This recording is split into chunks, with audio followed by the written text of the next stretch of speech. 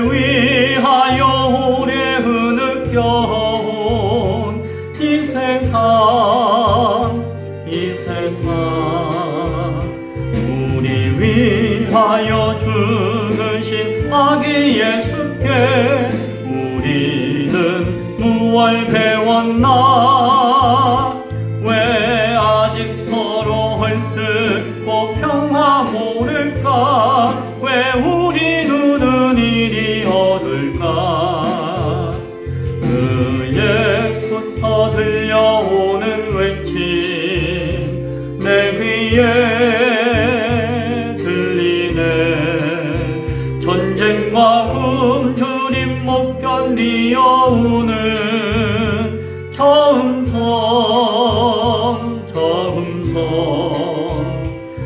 우리 위하여 죽으신 아기 예수께 우리는 무얼 배웠나? 왜 아직 서로 헐뜯고 평화 모를까? 왜 우리 눈은 이리 어둘까? 창문 두드리며 비가 오네. 눈물에 빗줄기 내 온갖 두려움 벗어버리고서 빗속을 달리네. 우리 위하여 죽으신 아기 예수께 우리는 무얼 배웠나? 왜 아직 서로 헐뜯고 평화 모를까? 왜 우리 눈은 이리 어둘까? 아멘. 탐내지 말라. 이제 소요리 문답 40번째 시간입니다. 10계명 이제 마지막 10번째 시간이죠. 이제 다음에는 이제 10계명을 한번 정리하는 시간을 가질 것이지만 그래도 이제 10개 계명 가운데 마지막 계명의 말씀을 우리가 함께 나눕니다. 가지고 있는 교재 이제 79문, 80문, 81문 세 가지 문의 내용을 함께 읽도록 하겠습니다. 제가 읽어드리겠습니다. 제 79문 제 10계명이 무엇인가? 제 10계명은 내 이웃의 집을 탐내지 말라. 내 이웃의 아내나 그의 남종이나 그의 여종이나 그의 소나 그의 낙이나 무릇 내 이웃의 소유를 탐내지 말라 하신 것이다. 80문 제 10계명이 명하는 것은 무엇인가? 답. 제 10계명이 명하는 것은 우리 처지를 만족히 여기며 이웃과 그 있는 모든 것에 대하여 의롭고 사랑하는 마음을 품으라 하는 것이다. 81문 제 10계명에 금하는 것은 무엇인가? 답. 제 10계명이 금하는 것은 우리의 처지를 부족히 여기거나 이웃의 행복을 시기하거나 한하거나 이웃에 있는 모든 물건에 대한 불의한 행동과 감정이다. 자, 내용이 이해되시죠? 그래서 10계명 이웃의 소유를 탐내지 말라라고 하는 이 계명의 의미는 단순히 탐내지 말라, 욕심 부리지 말라라고 하는 의미만을 가지는 것이 또한 아니고 그 이웃에 대한 바른 태도와 행동과 마음을 이야기하는 것이다 라고 하는 것을 이야기합니다. 81문 가운데 그 해설 가운데 그 우리의 처지를 부족히 여기거나 이웃의 행복을 시기하거나 한하거나 라고 하는 표현이 있는데 그거는 국어지만 우리가 안 쓰는 표현이에요. 맞죠? 옛날 표현이 많은데 이것은 제한하여서 가둔다 라고 하는 의미예요. 한하다 라고 하는 것이 잘 안 쓰는 말이죠. 그런데 여기 적어 놓으세요. 제한하여서 이렇게 가두어 놓는다 이런 의미를 가진다. 그러니까 쉽게 이야기하면은 다른 사람의 행복을 시기하거나 제한하거나 라고 하는 것에 대해서 하면 안 된다 라고 하는 이제 풀이 내용을 가지고 있겠죠. 이제 10계명의 그 소유리 문답에서의 내용을 쭉 보면은 간단하게 이야기하면은 크게 두 가지를 이야기합니다. 하나는 뭡니까? 자신에게 주어진 그 상황 가운데 어떻게 하라? 만족할 수 있어야 된다. 만족해야 된다. 라고 하는 것을 하나 이야기하고 있고, 탐내지 말라고 하는 것이 자기 스스로에 대해서 만족해야 된다. 라고 하는 것이 있고, 또 하나는 다른 사람이 가지고 있는 소유를 존중해 줘야 된다. 존중해. 그래서, 내가 스스로 만족하지 못하면은, 불만을 막 가지면은, 다른 사람의 것을 인정하고자 하는 마음보다도 그것을 해하고자 하고, 뺏고자 하고, 그것을 탐하는 마음을 가지니까 이어지는 것이라 할 수 있겠죠. 그리고 다른 사람을 존중하지 못하면은, 다른 사람의 소유를 존중하지 못하면은, 그것이 마치 내 것인 양 여길 때에 그것이 또한 나를 또 만족하지 못하게 하는, 그 마음이 또 나를 불만스럽게 하는 것이 되어지겠죠. 왜? 비교하니까. 그래서 자기에 대한 만족에 대한 무엇이 필요할까요? 주신 것에 대한 감사하는 마음이 꼭 있어야 될 것이고, 다른 사람의 소유에 대해서 존중하기 위해서는 그 이웃과 다른 사람에 대한 사랑하는 마음이 있어야 할 것이에요. 그래서 어찌 보면은 자기를 만족하고 또한 다른 사람의 소유를 인정하고 존중한다라고 하는 것은 결국 그 하나님을 향한 그 사랑하는 감사하는 마음과 이웃을 향한 그 사랑하는 배려하는 마음이 근거되어지는 것이다 라고 우리가 이야기할 수 있겠죠. 그래서 하나님 말씀과 뜻은 사실은 잘 일맥상통하는 부분이 있다. 하나님께 감사하며 이웃을 사랑할 수 있기를 바랍니다. 네, 그러면 이제 설교 다 끝났네요. 그러나 또 이제 또 다른 의미들을 우리가 좀 더 나눌 수 있기를 바랍니다. 우리가 만족하지 못하는 것, 다른 사람을 이렇게 존중하지 못하는, 소유를 존중하지 못하는 이유 중에 하나는 비교하는 마음이 있기 때문이에요. 우리 마음 가운데. 그런 마음이 있는 것 같아요. 비교하는 마음은 차이가 나기 때문에 비교를 하죠. 차이가 나는 것은 내가 태어나면서부터 차이가 날 수 있어요. 내가 태어나 보니까 내가 뭐 흙숟가락 들고 있네? 근데 왜 저 사람은 금숟가락 들고 있나? 뭐 흔히 우리 그런 이야기 하잖아요. 나와는 의지와는 상관없이 태어나 보니 이런 차이가 있더라 라고 이야기할 수 있을 것이고요. 또 하나는 내가 뭐 열심히 한다고 하고 수고한다고 하지만 나의 한계, 나의 부족함 때문에 그 차이가 날 수가 있죠. 나는 열심히 공부한다고 하지만 내가 안 되니까 누구는 성적이 좋아가지고 좋은 대학 갈 수도 있고 나는 공부를 못 해가지고 대학도 못 가고 할 수도 있겠죠. 그러한 나로 말미암은 또 나의 부족함으로 말미암은 차이가 생길 수도 있습니다. 근데 그거는 어쩔 수 없는 것인데 또 살다 보면은 나는 부족함이 없는데 나도 똑똑하고 공부도 잘하고 열심히 하고 한다고 했는데 불합리하고 부조리하고 억울한 처지와 상황 때문에 참 원통하고 안타까운 상황 가운데 차이가 나는 수도 있다 없다? 있죠. 사는 가운데 있죠. 그러니까 나면서부터 차이가 나는 거 어쩔 수 없고 내가 해도 안 되는 거 어쩔 수 없지만은 정말 억울하고 원통하게 불합리하게 되는 것은 또 분한 마음을 가질 수도 있는 것이죠. 어쨌든 이러이러한 이유 때문에 우리는 차이가 생기고 그 차이 때문에 비교하게 되는 것 같아요.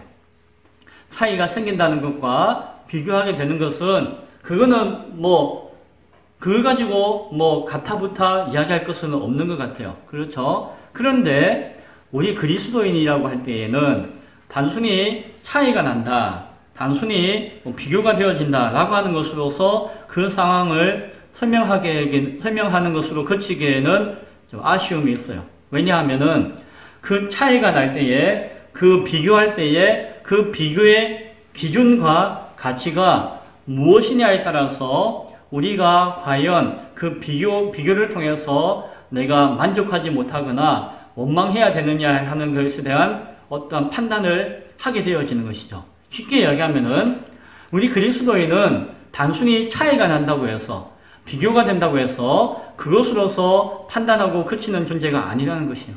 그것은 우리에게는 인생의 삶의 중심과 기준이 있는데 또 바른 가치가 있는데 그 기준과 가치에 따라서 비교하고 판단하고 그것에 따라서 차이가 날 때에 이것은 차이가 나서 참 아쉽다라고 여기거나 이거는 아무것도 아니다라고 여기거나 하는 판단을 가질 수가 있어야 한다라고 하는 것이.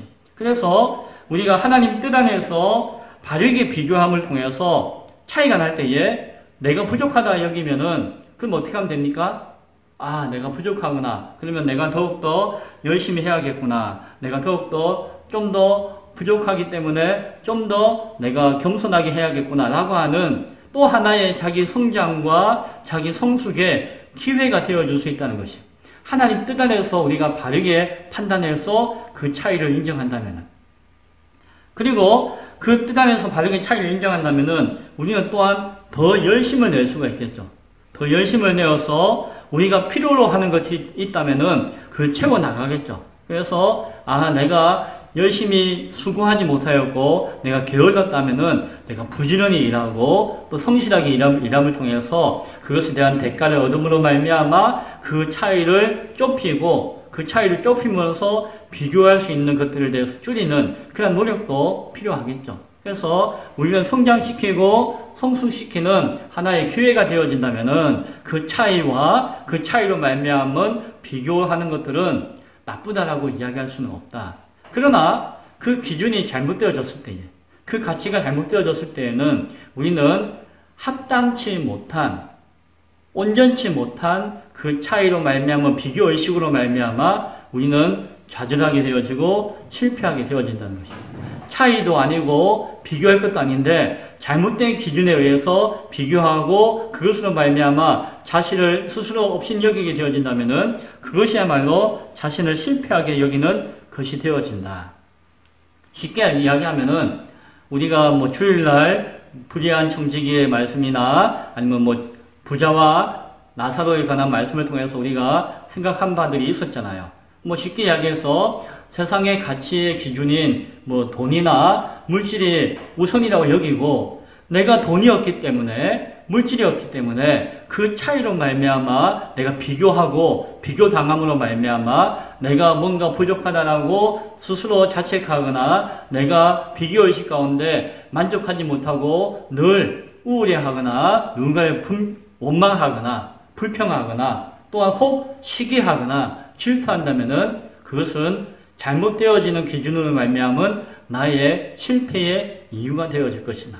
그것은 크게 생각하면은 불신앙의 한 모습이 되어질 수 있다는 하는 것을 기억해야 될 것이다. 그래서 우리가 비교하고 차이 나는 것이 중요한 것이 아니라 그 비교와 차이를 어떠한 가치와 기준으로 바라보느냐가 중요한 것이고 거기에는 신앙의 문제가 따른다라고 하는 것도 생각해 볼 수가 있어야 할 것입니다. 조금 이제 다른 이야기를 좀 하겠습니다. 제가 어릴 때에 지금 생각해 보면은 집이 있었어요. 마당도 있고 집도 있고 안에 작지만 나무도 있었고 참 유복하고 부자는 아니었지만 가난하지 않는 삶을 살았던 것 같아요. 참 감사한 것이죠. 지금 생각해 보면. 그런데 그 초등학교 다닐 때에 저희 집 근처에 또한 대궐 같은 집들도 있었어요. 좀 큰 집들도 근처에 있었어요. 동네가 그러니까는 큰 집도 있고 그런 동네였던 것 같아요. 초등학교 한 2학년인가 3학년 때 이제 친구와 함께 다니는 거죠. 근데 저희 집과 학교가 좀 꽤 먼데 저희 집보다 조금 더 멀리 사는 친구가 있었어요. 그 친구하고 친해져가지고 같이 학교를 같이 다니는 가운데 있었는데 그때 어린 마음에 저희 집 앞을 지나가는데 그 친구가 전화가 왔는지 곧 이제 사귄 지 얼마 안 되었는데 우리 집을 우리 집이라고 이야기하지 못했던 때가 있었어요. 어린 마음에. 왠지 옆집에 동네에 있는 큰 집이 비교되어져 가지고 그 옆에 보면 순기라고 하는 제보다 동생뻘 되는 아이가 살던 자주 놀러 다니는 집이 있었는데 지금 생각해도 저택이에요. 대저택이에요. 마당도 있고 잔디밭도 있고 그때 콘크리트 집 2층 집이니까 그 당시 한 30년 전, 40년 전이면 엄청난 부잣집이잖아요. 맞죠? 비교하면 안 되는데 우리도 부족한 게 없었는데 사실은 그런 집하고 비교하니까 왠지 내가 이렇게 좀 작아 보이고 해가지고 어린 마음에 그 친구에게 저 집이 우리 집이야. 저 집이 우리 집이야. 라고 이렇게 거짓말을 했던 기억이 나요. 어린 마음에, 그런데, 그 한때 한번 했던 그 거짓말 때문에 제가 그때 그 친구하고 이렇게 더 이상 깊이 있게 친한 친구가 되지 못했어요. 왜요? 왜 그랬을까요? 어린 마음에 내가 이 아이한테 거짓말 했다라고 하는 어떤 약간의 그런 마음이, 부끄러움이 있었고, 그리고 이제 내가 한번 거짓말을 해놓으니까 나중에는 아니야 라고 하면 되는데, 그 사실 또한 밝혀지는 것이 또한 부끄러우니까 조금 멀리하는 그랬던 기억이 납니다. 초등학교 2학년 때인가 3학년 때니까 참 어렸죠. 철이 없었죠.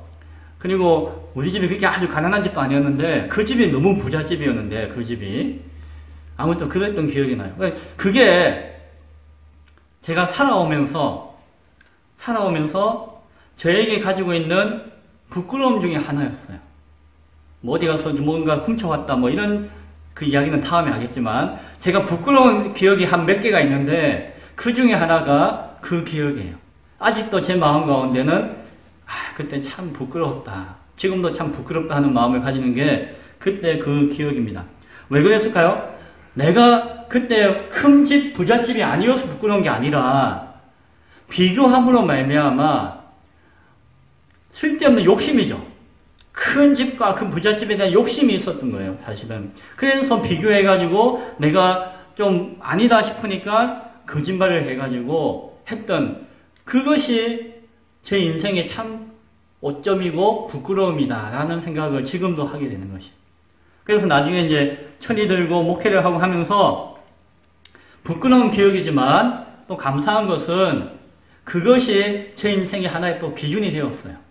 그래서 그런 부끄러운 짓은 다시는 하지 말자 라고 하는 하나의 기준이 되었어요. 그래서 그런 비슷한 상황이 인생 가운데 또 올 수도 있잖아요. 그런데 그때의 부끄러움을 제가 기억하고 있으니까 살면서 더 이상 그런 부끄러운 짓은 이제 안 하고자 하는 판단과 길을 가게 되었고요. 그래서 어찌 보면 부끄러운 기억이고 어릴 때 부끄러움이었지만 나중에 커서는 그렇게 하지 않는 하나의 기준이 되어지니까 지금 생각해 보면은 그것도 참 감사하다라는 생각이 듭니다. 우리 교회는 시골 지역에 있는 작은 교회죠. 부끄러울까요? 안 부끄러울까요? 그래. 안 부끄러워요. 그러니까 어릴 때 마음 같았으면은, 내 친구는 저 큰 교회 목사하고, 또 누구는 뭐 큰 사업을 하고, 막 이런 거 비교하면은, 내가 뭐 했나 부끄럽다 이런 마음이 들 수도 있을 것 같은데, 제가 뻔뻔해서 그런 건지, 믿음이 좋아서 그런 건지, 아니면 그게 좋은 교훈이 돼서 그런 건지, 그런 것들로 인해서 실수하지 않게 하시고 부끄러워하지 않는 마음을 주신 것은 참 감사한 것 같아요. 사실 부끄러운 것은 우리가 작은 교회이고 그것이 부끄러운 것이 아니라 어찌 보면은 하나님 앞에 정직하지 못하다면 그게 부끄러운 거죠, 사실은. 우리 그거 알잖아요. 그래서 정말 부끄러운 짓을 하지 않는 것이 참 감사한 것이고, 또 오늘날 우리 한국교회와 이 교회가 처해져 있는 상황 가운데 우리의 참 연약함과 부족함을 막 이렇게 아닌 척하거나 감추거나 하지 않고 있는 대로 이야기하면서 참 우리의 부족하고 연약하지만 우리는 처음부터 다시 세우기를 원한다라고 하는 마음 가운데 있기 때문에, 그래서 우리 교회의 현실 앞에 그것을 고백할 수 있는 것도 또 귀한 것 같아요. 그것을 막 감추고 있는 척하고 잘난 척하고 하는 것이 나중에 지나가서 보면은 그게 부끄러울 것 같아요. 그렇죠. 그래서 정말 부끄러운 것이 무엇인가를 아는 것은 귀한 것 같습니다. 아무튼 어릴 때 그렇게 욕심을 가지고 탐심을 가지고 비교의식을 통해서 그렇게 부끄러운 행동을 했던 기억이 있었다라고 하는 이야기를 합니다. 지나간 이야기죠. 사도 바울 이야기할게요. 사도 바울은 굉장한 사람이죠. 정말 굉장한 사람입니다. 성경을 뭐 열몇 권을 기록하여서 남겨주고 당대의 지식인이었어요. 천재였어요. 천재.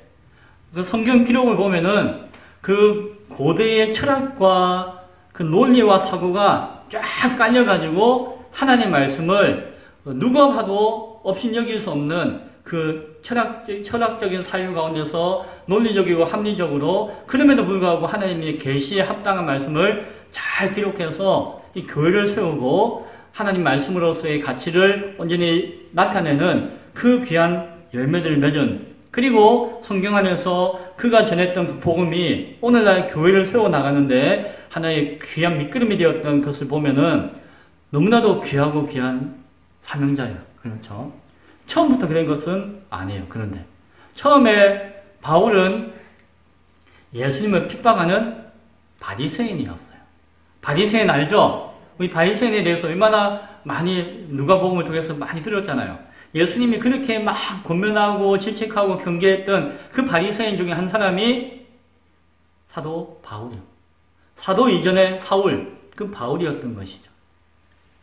그런데 그 당대에 흠이 없고 지식인이었고 부족함이 없던 그 청년 바울, 사람의 눈에 보기에는 부끄러움이 없는, 사람과 하나님 앞에 떳떳하다고 자부했던 그 바울, 그러나 그 자부함으로 말미암아 예수 믿는 사람을 잡고자 했던 그 바울, 그 바울이 하나님 앞에 회개하며 변화되어지는 하나의 결정적인 말씀이 있었는데 그 말씀이 무엇인가 하니 오늘 10계명의 10번째 계명이에요. 뭘 보고 그렇게 아십니까? 로마서 7장 7절에 보면은 제가 읽어드릴게요. 로마서 7장 7절에 보면은 사도 바울이 이런 고백을 합니다. 율법으로 말미암지 않고 내가 죄를 알지 못하였으니 곧 율법이 탐내지 말라 하지 아니하였더라면 내가 탐심을 알지 못하였으리라 라고 이야기해요.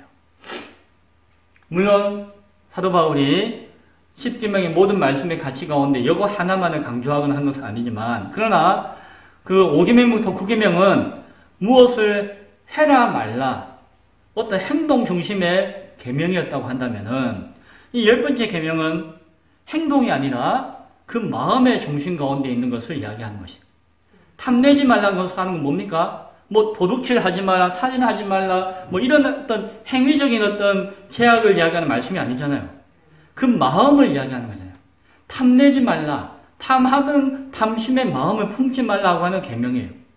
바울이 자신이 바리새인으로서 하나님 앞에 사람 앞에 그 행위로서는 율법의 성취로서는 부족함이 없었던 것이죠.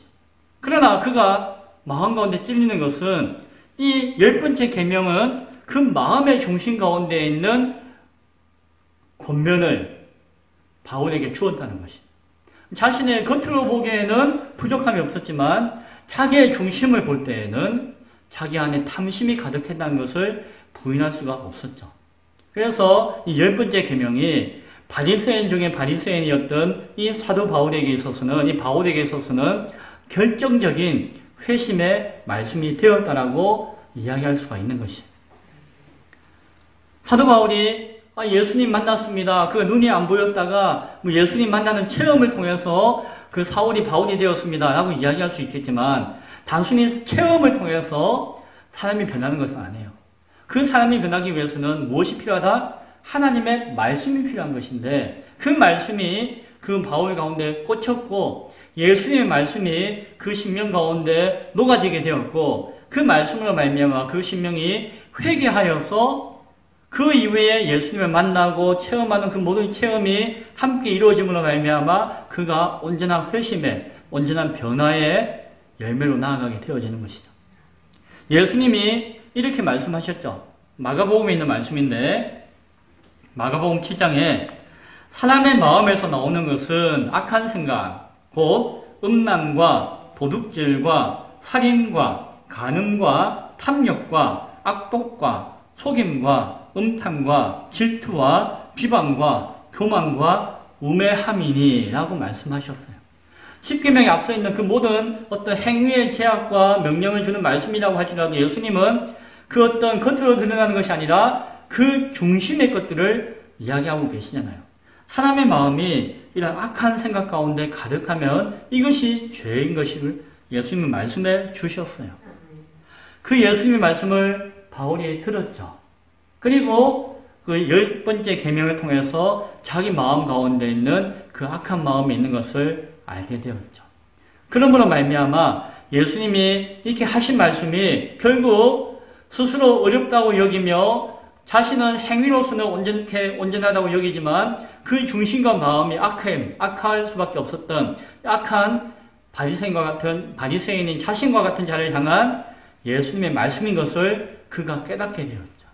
그래서 그 말씀이 자신에게 꽂히고 그 말씀을 통해서 그는 자신의 교만과 탐욕과 죄악된 본성에 대해서 회개하며 뉘우칠 수가 있었다라고 하는 것입니다.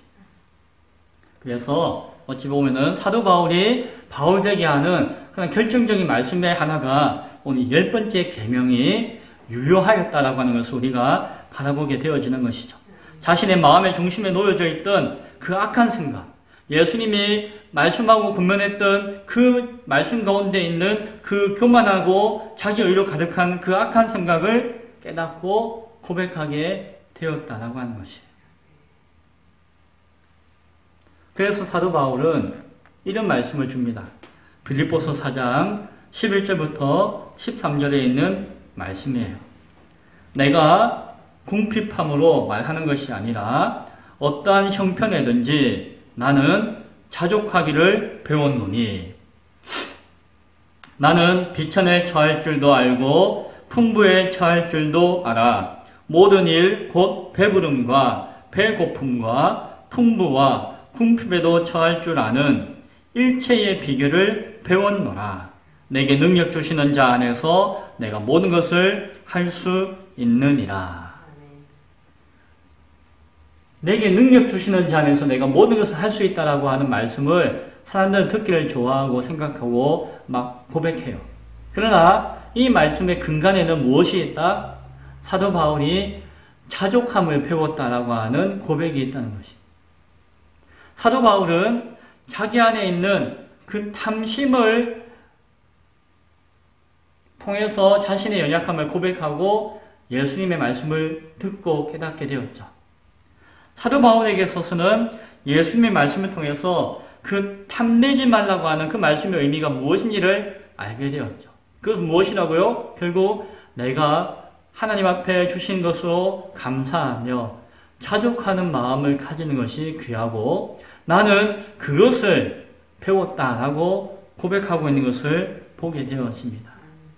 바울이 바울 되어줄 수 있었던 것, 바울이 내가 모든 것을 할 수 있다라고 할 수 있는 것은 하나님이 주신 능력으로 말미암은 것인데 그 능력이 무엇인가 하니 무슨 파워, 힘, 돈, 재능, 에너지 이것이 아니라 무엇이라고요? 어떠한 형편에든지 자족하는 것을 배웠다는 것. 10계명의 그 계명의 중심과 뜻을 내가 배운 것. 그것이 나에게는 능력이 되었다는 것이에요. 내가 비천에도 처할 줄도 알게 되었고 내가 풍부에도 처할 줄 알게 되었고 배고픔에도 배부름에도 풍부에도 궁핍에도 다 처할 줄 아는 일체의 비결을 배웠다라고 이야기해요. 이 일체의 비결을 다른 말로 뭐라고요? 자족함이다. 만족함이다. 하나님이 주신 나의 이 모든 상황 가운데서 하나님의 뜻을 먼저 구하고 그 뜻 가운데 온전한 기준 가운데 그 차이가 있음에도 불구하고 비교가 되어짐에도 불구하고 그 차이와 비교 가운데 얽매이지 않고 하나님의 뜻을 먼저 바라보므로 말미암아 내가 스스로 만족함을 배울 수 있게 되었다.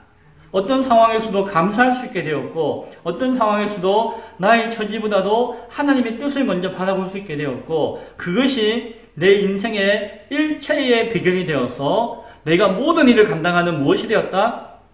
나에게 주시는 주님의 능력이 되었다라고 이야기하고 있는 것입니다.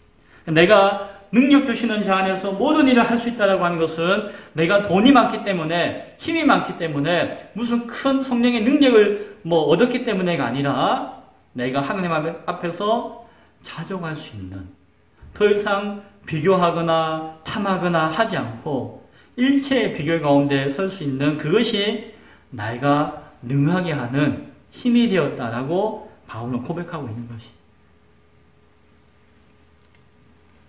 사도 바울은 골로새 교회를 향해서 이렇게 권면하였습니다. 위의 것을 생각하고 땅의 것을 생각하지 말라라고 이야기했습니다.